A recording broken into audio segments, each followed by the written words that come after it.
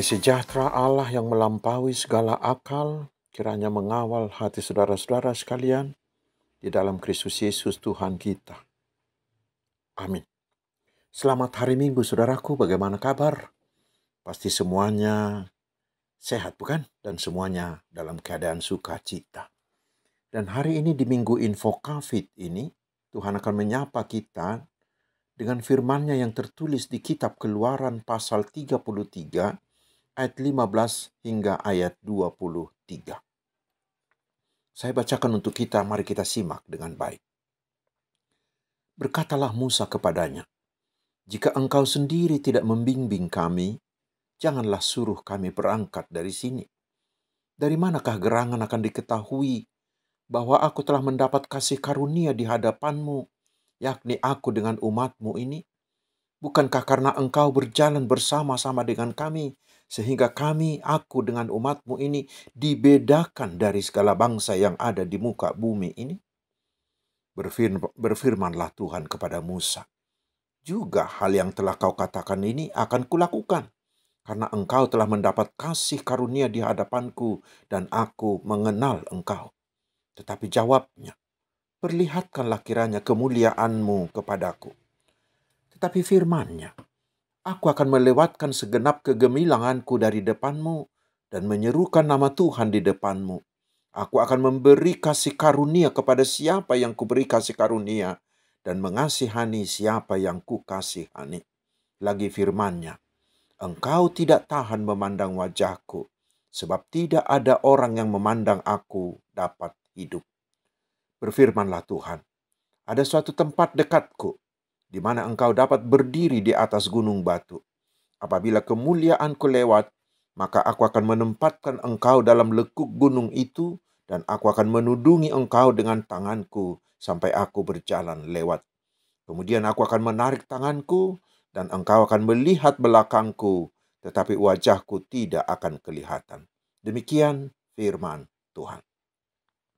Saudara-saudaraku yang dikasihi Tuhan Yesus Kristus, bila kita membaca mulai dari pasal 32 kitab Keluaran ini, maka akan terlihat bahwa bangsa Israel ini benar-benar kelewat batas.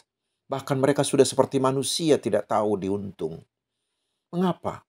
Karena baru saja mereka dibebaskan Allah dari perbudakan Mesir. Dari budak Mesir mereka dibuat menjadi bangsa merdeka. Mereka melihat semua tanda-tanda mujizat yang Tuhan lakukan untuk melepaskan mereka. Dengan semua perbuatan Tuhan atas mereka itu, seharusnya mereka mau taat, hanya menyembah, hanya mau mematuhi Tuhan Allah saja. Tetapi yang terjadi justru sebaliknya. Hanya sebentar saja mereka ditinggalkan oleh Musa yang dipanggil Tuhan naik ke Gunung Sinai untuk menerima Taurat dari Allah. Mereka sudah langsung berbalik. Mereka memaksa Harun untuk membuatkan mereka satu patung lembu dari emas. Dan itulah yang mereka sembah.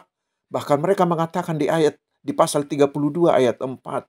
"Hai Israel, inilah Allahmu yang telah menuntun engkau keluar dari tanah Mesir." Saudaraku, benar-benar malin kundang, kelewat batas. Karena itu wajarlah bila Tuhan murka. Sehingga Tuhan sempat berencana akan membinasakan mereka.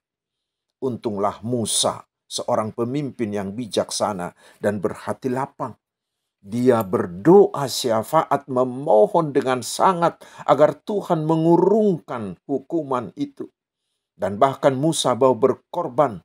Biarlah Tuhan menghapus namanya, asalkan Tuhan jangan membinasakan Israel. Dan benar saudaraku, hati Tuhan melunak kembali. Namun di ayat 3 Tuhan berkata, "Aku tidak akan berjalan di tengah-tengahmu, karena engkau ini bangsa yang tegar tengkuk, supaya aku jangan membinasakan engkau di jalan." Dan Musa sadar, tidak mudah baginya memimpin bangsa itu. Karena bangsa itu adalah bangsa yang tegar tengkuk, yang selalu bersungut-sungut. Dan di samping itu Musa juga belum tahu apa yang akan terjadi di depan di hari berikutnya. Karena itulah Musa dengan sangat memohon di ayat 15. Jika Engkau sendiri tidak membimbing kami, janganlah suruh kami berangkat dari sini. Musa mau mengatakan kepada Tuhan, Tuhan, saya tidak akan mau berangkat memimpin bangsa ini bila Engkau Tuhan tidak berjanji bahwa Tuhan akan terus menyertai kami. Saudara-saudaraku, dengan ucapan tersebut Musa mengakui ketidakmampuannya sendiri. Walau dia memiliki banyak talenta, banyak pengalaman dan kemampuan. Karena itulah dia mau menundukkan diri dan memohon penyertaan Tuhan. Karena hanya penyertaan Tuhanlah yang bisa memampukan dia memimpin bangsa itu. Saudara-saudaraku, itulah yang perlu juga kita teladani hari ini. Karena sama seperti Musa yang memimpin Israel memasuki masa depan yang sangat berat, seperti itu jugalah kita sekarang. Kita berjalan ke depan, memasuki masa depan yang sama sekali belum kita ketahui, yang bagaikan hutan belantara yang penuh misteri. Terutama saudara-saudara, Bapak Ibu yang mengemban tugas berat, baik di keluarga, di gereja, di negara, dan juga yang menjalankan bisnis atau di tugas lainnya. Hari ini, saudaraku, mari kita meneladani Musa yang hanya mengandalkan penyertaan Tuhan. Syair dari nyanyian buku Ende HKBP mengajar kita tentang itu. Katakanlah di buku Ende 474 dikatakan, Iko Yesus dodong aku, sahalaku liludo. Hanya Yesus besertaku, bila tidak saya akan tersesat. Buku Ende nomor 66 mengatakan, debata baik dongami, Tuhanlah besertamu. Buku Ende 309 mengatakan, rapot Tuhan Yesus buka ulaunmu. Mulailah segala sesuatu bersama dengan Tuhan Yesus. Buku Ende 252 mengatakan, dakadalan kami, salakkan ature, dukope dengan nami, tiurma sasudi. Selangkah pun kami tidak bisa melakukan yang benar. Hanya dengan Tuhanlah, maka semuanya akan menjadi jelas. Tuhan sendiri mengingatkan kita tentang hal itu. Ketika di Yohanes 15 ayat 5c, Yesus mengatakan, sebab di luar aku kamu tidak dapat berbuat apa-apa. Saudaraku, jangan pernah merasa bahwa kita sanggup dari diri kita sendiri. Mungkin memang kita memiliki segala-galanya. Mungkin harta, kepintaran, mungkin jaringan.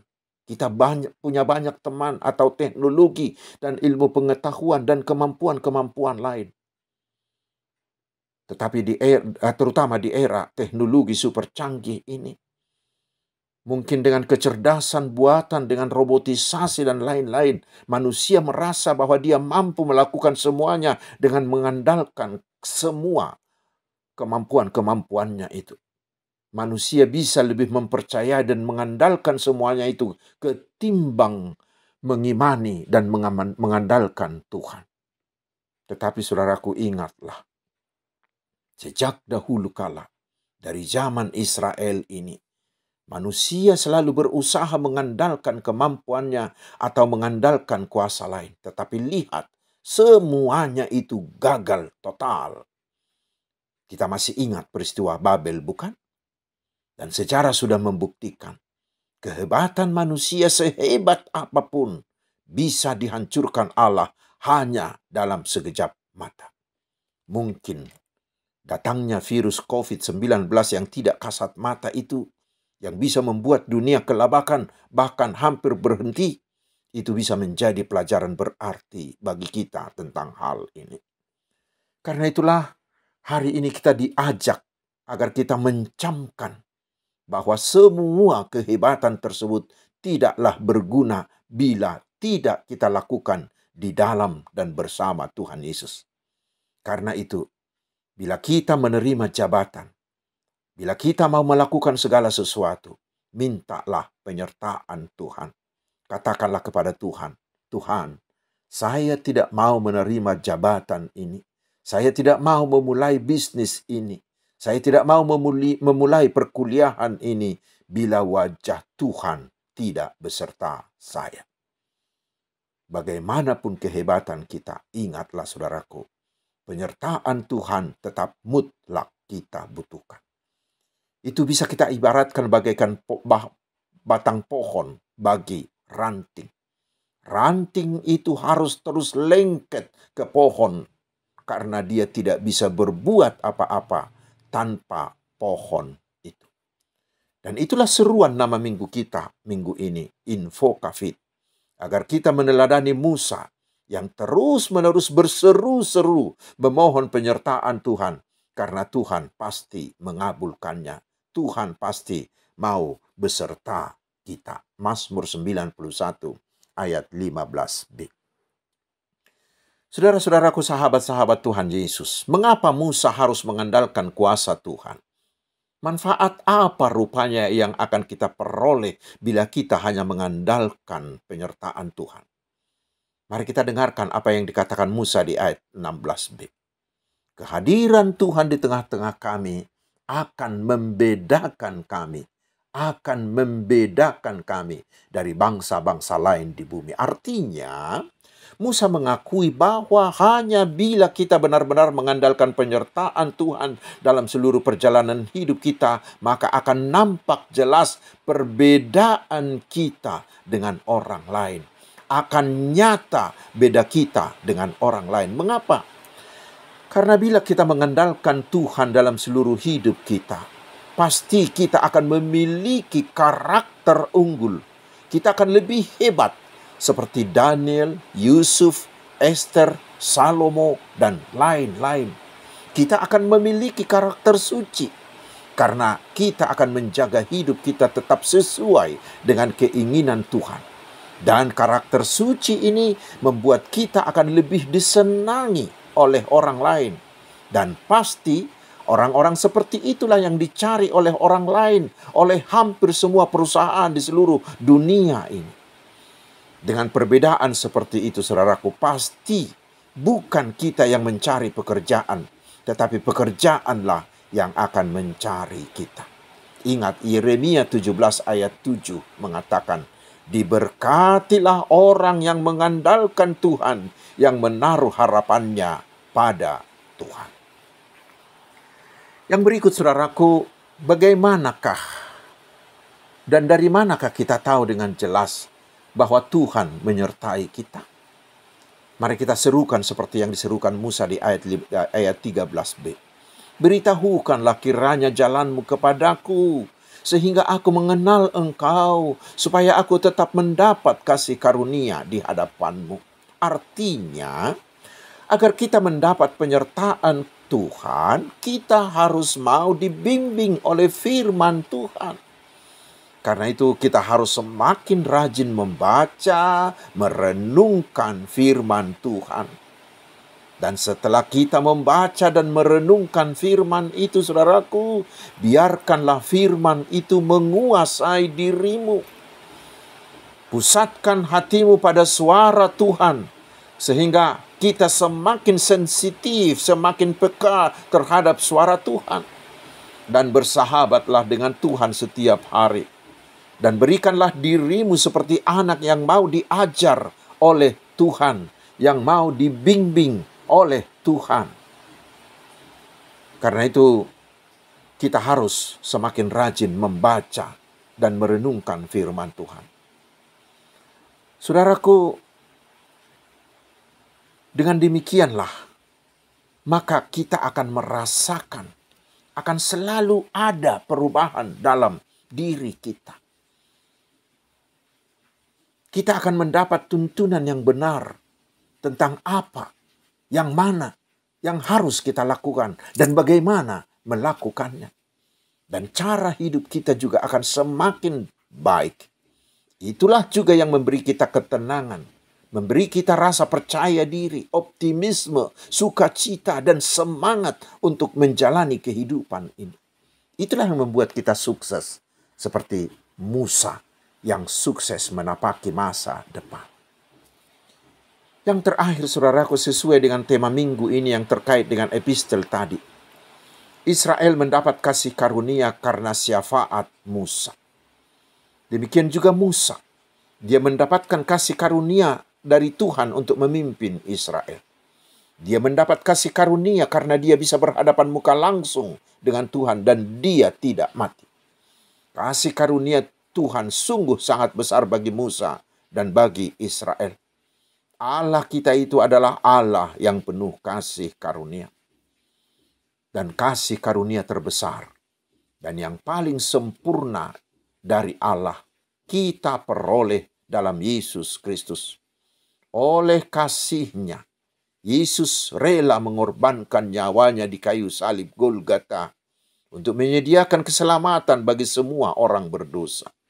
Dan bila kita mau percaya, menerima Tuhan Yesus menjadi Tuhan dan Juru Selamat kita, serta hanya mengandalkan Dia dalam seluruh hidup kita, maka pasti kita sudah dibenarkan, tidak dihukum lagi, dan kita memperoleh jaminan untuk memasuki hidup kekal.